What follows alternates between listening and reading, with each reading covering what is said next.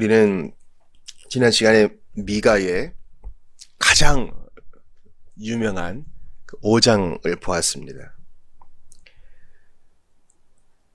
5장에서 베들레헴에서 메시아가 나실 것이다 라는 예언이 주어졌죠. 상당히 뚱딴지 같은 해법이에요. 그 당시 사람들이 보기에는요. 하나님이 보실 때는 최선의 해법인데 미가를 통해서 이 메시지를 들었던 사람들은 좀 어안이 벙벙하지 않았겠어요. 물론 그 중에 정말 믿었던 그것 때문에 기뻐했던 소수의 사람들이 있었을 겁니다. 기억하세요. 하나님의 방법과 우리의 방법은 하늘과 땅이 큰 격차로 벌어져 있듯이 그렇게 다를 수 있습니다. 이렇게 온 세상이 엉망인데 주님은 아기를 주신다 그랬어요. 아기를 주신다. 아수르, 바벨로니아, 이집트 다 큰 나라들이죠. 군대도 많고요. 힘도 세고요. 창과 칼은 번쩍번쩍하고요. 근데요, 주님은 아기를 주세요. 그게 해법이라 하세요. 우리는 그것을 알고 있죠. 그러므로 우리가 기도할 때 항상 이것이 전제가 돼야 돼요. 주여!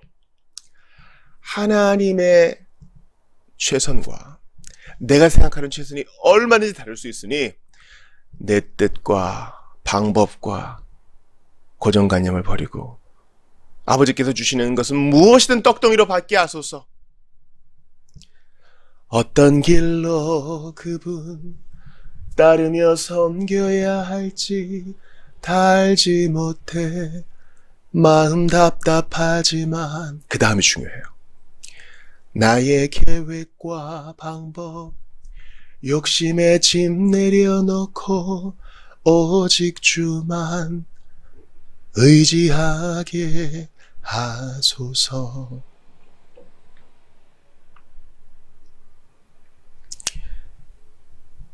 이렇게 복된 메시지를 받고 나서 주님은 현재 그들의 문제를 지적하십니다.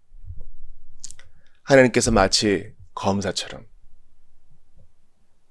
이스라엘 사람들의 죄악을 고발하세요. 그리고 증인으로 누구를 소환하시느냐? 6장 1절을 보세요. 미가에게 명령하시기를 뭇산들, 뭇언덕들 증인으로 소환해라. 내가 직접 고발 내용을 밝히겠다. 미가에게 말씀하십니다. 산들과 언덕들은요, 이스라엘 사람들의 죄악을 이미 다 보고 알고 경험하고 있었겠죠. 그 산에서 산당을 세우고 그 언덕에서 자녀를 불살라 바치고 하나님을 예배하지 않고 온갖 악한 일들이 벌어졌던 것. 그 산들과 언덕이 보고 경험하지 않았겠습니까? 주님이 이스라엘 죄악을 낱낱이 밝히실 것이라 그랬어요. 그러므로 어제 제가 주일에 말씀드린 것처럼 우리 회개도 구체적으로 해야 되고 감사도 구체적으로 해야 됩니다. 기도도 구체적으로 하셔야 돼요. 33만 2,565원을 주세요. 이렇게 기도하라는 것이 아니죠. 이렇게 기도도 해야 되겠지만 제가 말씀드린 구체적이란 것은 하나님 앞에 분명히 그림을 그려 보이듯이 내가 주님 앞에 범죄했던 그 상황으로 가셔야 돼요. 힘들지만 가셔야 돼요. 그때 내가 상처를 입혔던 사람들 주께 말씀드려야 돼요. 내가 어떤 고의성을 가지고 있었는지 말씀을 드려야 돼요. 그렇게 해야 우리가 바닥을 치고 다시 일어날 수 있어요. 상황을 직면하지 않고 잘못했습니다. 대충 회개하면요, 대충 살게 돼요. 감사도 마찬가지예요. 하나님이 우리에게 주신 것 중에 허투루 주신 게 없다고요. 깊이 감사해야 돼. 나한테 필요해서 주셨다는 거, 주의 영광을 위해 주셨다는 거, 그것 때문에 내가 얼마나 유익을 누렸는지, 다른 사람은 얼마나 유익을 누렸을지 생각하며 구체적으로 감사해야 돼요. 주님이 낱낱이 고발하시는 것은요, 정신 차리라고, 하나하나 다 버리라고, 삶의 구석구석 거룩하게 살라고 그렇게 하시는 것입니다. 주님의 고발의 내용은요, 마치 탄원하는 부모와 같아요. 여러분 3, 4절 보세요. 주님이 그냥 한풀이 하시는 게 아니라요, 근거를 대서요. 자, 3절 다시 보세요. 내 백성들아, 내가 내게 혹시 잘못한 거 있느냐? 그래서 너 이렇게 사는 거냐? 내가 내게 짐이라도 지어주어 너를 괴롭혔다는 말이냐? 어디 내게 대답해봐라. 너희들이 이렇게 엇나가고 나를 버리는 게 혹시 내가 짐을 지어줘서 그러니? 부담스럽겠니 내가?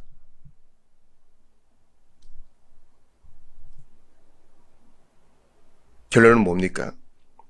5절에 나오죠. 나는 너희를 위해 행한 것이라곤 의로운 일들밖에 없어. 너희가 지지 못할 무거운 짐을 지어준 적이 없어. 주님의 고발 내용은 너희들 스스로 엇나간 거다. 이게 이제 은혜 받은 성도의 고백이거든요, 여러분. 우리 은혜 받고 나면요, 내가 하나님 앞에 행한 건요, 도망간 것밖에 없어요. 이게 주님의 주권에 전적으로 엎드려진 성도의 고백이에요. 내가 한 것이라곤 죄짓고 하나님을 떠난 것밖에 없어요. 주님이 하시는 일은 뭐예요? 나를 포기하지 않고 쫓아오사 나를 긍휼히 여겨주시고 그 사랑 주신 거예요. 만약에 내가 행한 게 조금이라도 있다면, 그래도 제가 좀 착한 구석은 있잖아요. 제가 그래도 좀 인덕이 있어가지고 믿을 법 하잖아요. 이런 고백이 조금이라도 있다면요, 그 사람은 회심한 사람은 아니에요, 여러분. 하나님의 주권 앞에 납작 엎드린 자, 저는 아무것도 아닙니다. 우리 오늘 고백했죠? 이 벌레 같은 나 위에 이거 고백하지 못하는 사람은 성도가 아닐 수 있어요. 솔직히 말하면 벌레 같은 나도 아니에요. 벌레만도 못해요. 벌레들은 그 본능대로 하나님께 영광을 돌려요. 그 본능대로 살아가면서 얼마나 충성돼요. 지 할 일을 한다고요. 근데 사람은 안 그래요. 내가 한 거랑은 도망간 것밖에 없어. 주님이 우리에게 잘못한 거 없지만 우리는 스스로 엇나간 거예요. 내가 그랬어요. 그러면서 주님이 예를 드시는 게 출애굽이에요.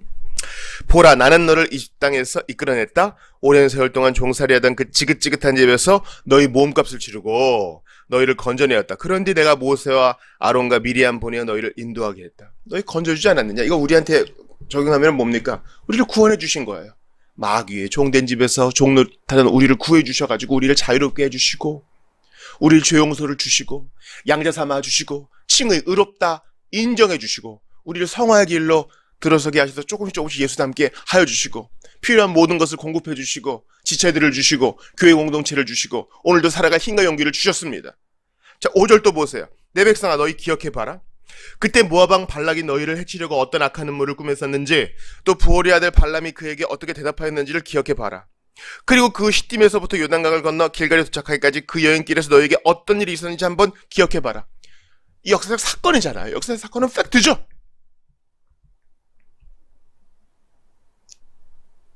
발락이 사주해가지고 발람을 꼬드겨가지고 저주하게 했지만 주님은 그걸 복으로 바꾸셨다. 하나님이 그렇게 일하신 거 아니냐. 또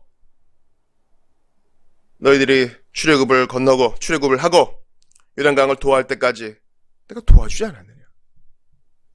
2번이나 물이 갈라지게 하지 않았느냐. 내가 너희에게 짐을 지웠느냐. 내가 너희에게 한 것은 선과 의밖에 없다. 여러분, 혹여라도요, 하나님 섬기는 게 짐이라고 생각하는 우리 큰 죄를 범하고 있는 거예요. 예전에 한 청년이 그런 적이 있어요. 뭐 알바를 하고 싶은데 주의를 지켜야 되니까 할 수 있는 게 없다고. 여러분, 진짜 그래요? 정말 그래요? 주의를 못 지킬 만큼 그렇게 바쁘게 알바를 시키는 데가 있다면요, 안 하는 게 옳아요. 그렇게 돈이 급해요, 여러분? 돈보다 하나님이 더 소중한 거 아니에요? 하나님은 돈과 그 이상의 것을 주시는 분 아니에요? 물론 그 상황 딱 한 건 제가 알아요. 그러나 정말 도움을 구하고 의지를 동원하고 지식을 동원하면요, 주의를 지키면서 할 수 있는 일을 구할 수 있어요, 여러분. 주일 예배 드리는 그 1시간을 아까워하는 사람은요, 정말 그 시간을 아까워하는 걸까요? 아니면 예배가 지겨운 걸까요? 동기를 돌아봐야 돼요. 하나님을 섬기는 게 기쁘고 즐겁고 환희에 찬 일인데 그 즐거움이 없는 거야. 하나님이 내게 이보다 더한 것을 해주실 수 있다는 것을 못 믿는 거야. 그래서 이걸 기억해야 돼요. 뭔가 새로운 일을 주님이 하시는 게 아니라 과거를 기억해보라는 거예요.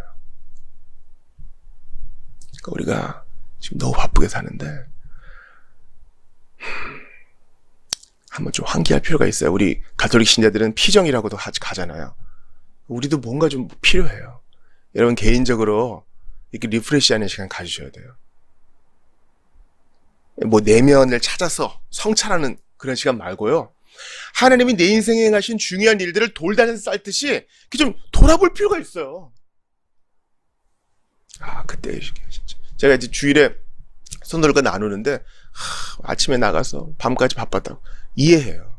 좋은 일이죠. 내 직업에 있어서 일이 많고 바쁜 건 좋은 거죠. 그러나 하나님이 하신 일을 기억하지 못할 만큼 바빠서 되겠습니까? 이거 우리가 어떻게든 비결을 찾아야 돼요. 차 안에 홀로 있을 때에든 잠을 줄여서라도 여러분. 그렇게 돈 벌면 뭐 할까요? 그렇게 내 커리어를 쌓아가면 뭐 할 거예요? 하나님께 영광 돌리려고 하는 건데 말이죠.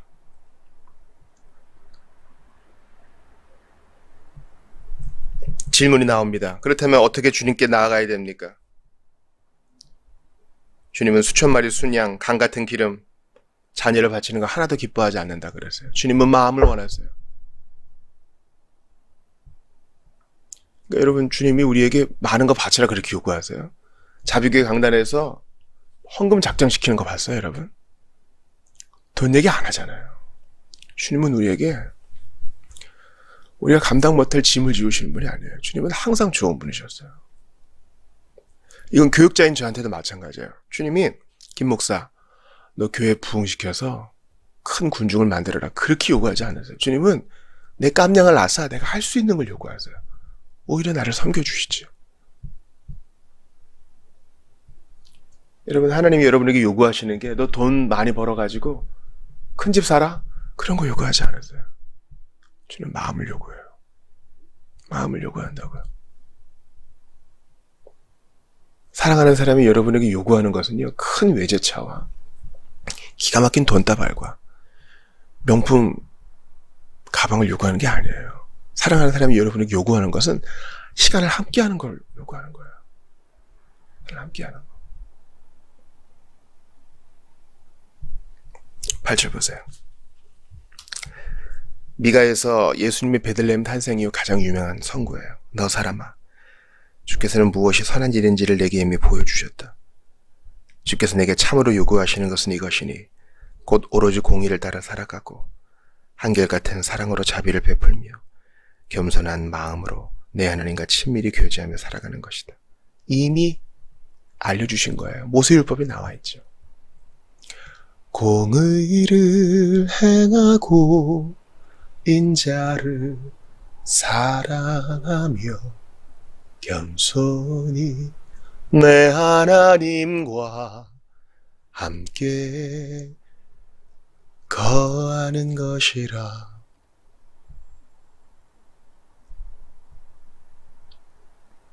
하나님은 우리에게 큰일 요구하지 않으시고 일 자체를 바꾸시는 것도 아니에요. 우리에게 주어진 일을 이러한 마음으로 공의를 행하고 인자를 사랑하며 겸손히 하나님과 동행하는 것. 그 뒤에 나오는 주님의 고발은요, 참으로 끔찍합니다. 사람들은 저울추를 속여서 고객을 속입니다. 그래서 돈을 축적해요. 부자들은 폭력으로 가난한 자를 착취하고 주민들은 온통 거짓말을 하고 다 속고 속입니다. 그러니까 이런 마음이 없는 그들에게 주님이 먹어도 배부르지 못하게 할 것이고 남은 재산도 다 대적들이 가져가게 될 것이다 말씀하세요. 그러면 여러분 기억하세요. 공의를 행하고 인자를 사랑하며 겸손히 하나님과 동행하는 것은 필수예요. 주님이 우리에게 요구하시는 전부라고요.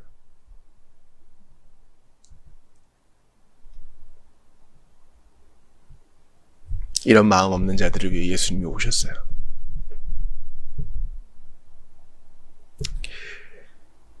(14절) 보시겠어요? 그때 네가 많이 먹을지라도 조금도 배부르지 못하고 공허한 거죠. 공허하여 갈 길 몰라 하는 죄인들을 위해 예수님이 오셨어요. 그래서 그분이 먼저 공의를 행하셨죠. 겸손히 인자를 사랑하셨습니다. 즉 한결같은 사랑으로 자비를 베푸셨습니다. 겸손히 하나님과 동행하는 그 본을 보여주셨어요. 이제 예수님을 믿고 그분께 삶의 왕자를 맡긴 자는요, 이런 마음이 들어요. 주님의 마음이 우리 안에 들어와요. 이렇게 사는 소박한 삶의 영광스러움을 알게 돼요. 십자가에 달리신 왕을 보세요. 실오라기 하나 없어요. 옷 한 자락 없다고요. 십자가에 매달리신 온 우주의 왕, 피 흘리시는 왕을 보세요. 이런 어불성설이 있어요. 이런 모순과 역설과 같은 얘기가 어디 있어요? 근데 그분이 겸손히 죽임을 당하셨어요. 왜? 우리의 마음이 이렇게 썩어버렸기 때문에. 마음 떠난 죄인을 위해 주님은요, 호통을 치시지 않고 죽으세요. 악의로 오신 것도 받아들이지 못할 일인데 죽으세요. 매를 맞고 피를 흘려가며 고통스럽게 죽으세요. 공의를 행하지 않는 우리 대신 죽으세요. 십자가에서 아버지라고도 안 부르신다 그랬죠. 나의 하나님, 나의 하나님. 시편의 말씀을 이루시며 우리 대신 죽으세요. 이렇게 마음 없이 거짓말이나 하고 속이고 사기치는 하나님을 떠난 우리, 그러고서 하나님을 섬기는 거 무거운 거다, 고달픈 거다, 이렇게 핑계대는 우리를 위해 죽으세요. 오늘 본문을 보면서 그리스도의 십자가를 깊이 묵상하시기 바라요. 이렇게 행하지도 못하고 행할 마음도 없는 우리를 위해 예수님은 오셔서 그렇게 행하시고 죽임 당하셨습니다. 그리고 믿으라, 그리하면 이 마음 줄 것이다 하십니다. 오늘도 예수님 십자가 묵상하시면서 마음을 새롭게 하시고 하나님 행한 선한 일을 기억하시며 돌다리를 타는 심정으로 주께 예배하며 과거에 내게 행하신 놀라운 일들을 찬양하고 앞으로를 기대하는 모든 성도들 되시기를 주의 이름으로 축원합니다.